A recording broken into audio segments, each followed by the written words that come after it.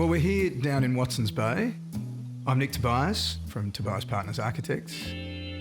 On this particular home, our Camp Cove house, I was the architect, the interior designer, and thankfully the client. The suburb used to be an old fishing village. It's got a really special energy down here. Harbour on one side and ocean on the other, and much of it is actually national park. Had a number of life firsts in this area. So the concept of moving back down to Camp Cove very much felt like coming home. This site had an old brick house, very, very pragmatic, so dark inside. Lots of little rooms, lots of corridors. And I could see that as a long, narrow house, there was a potential to never be far from a light source, whether that's a window or a skylight or whatever it is. So opening up a lot of the walls internally, turning a number of the facades into bigger glazing and more contemporary glazing, just made the heart of the house really light and bright. I've got this super slick, beautiful Vitroxa glazing system. Whether you're looking at a water view, whether you're looking out to a beautiful garden, we certainly like the glazing to be as invisible as possible. When you finish the building, you hardly know it's there. The brief that I had for myself was very much just to create a beautiful home for my two sons and I. My boys are 12 and 14, and so they're at a perfect age to be enjoying everything that this area's got to offer. I wanted a house that had good energy.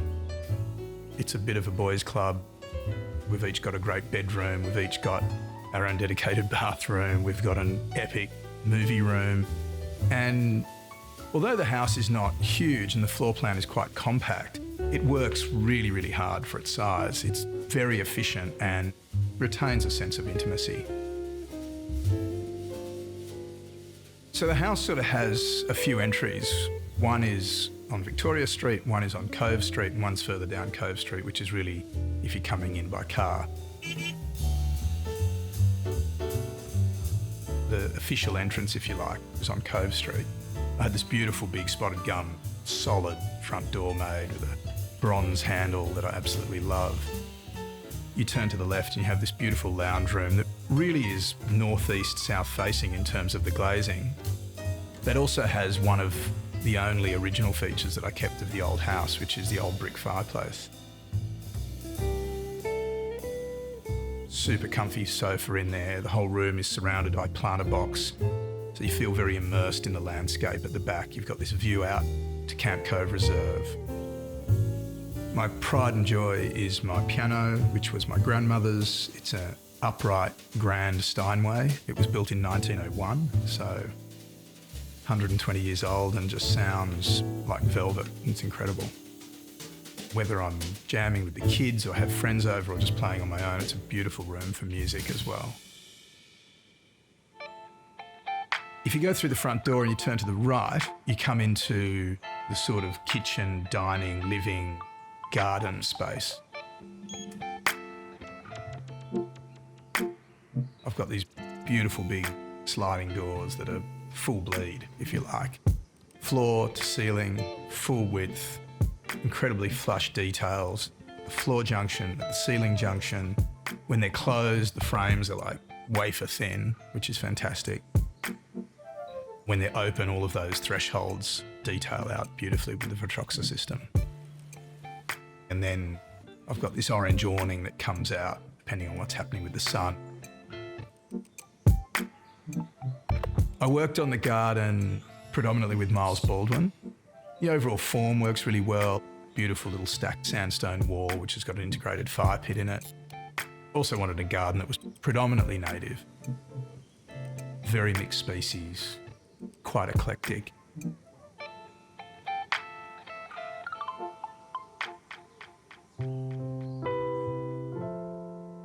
There's a lower ground floor to this house, which actually adds a huge amount of utility and value.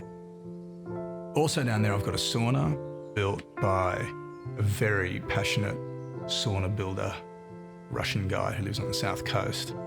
And we used an aspen timber, which I really liked because it's very pale and sort of, in a lot of ways, looks like the timber cladding that's on the outside of the house.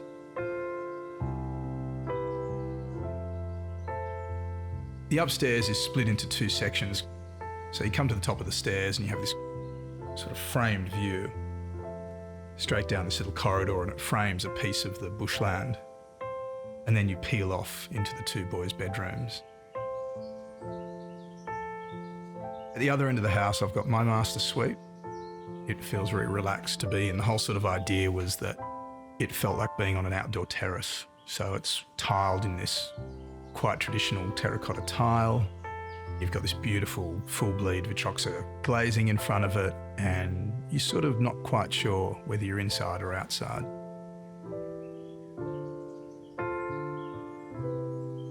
We've been specifying the Vitroxa system in our practice for many years on lots of projects.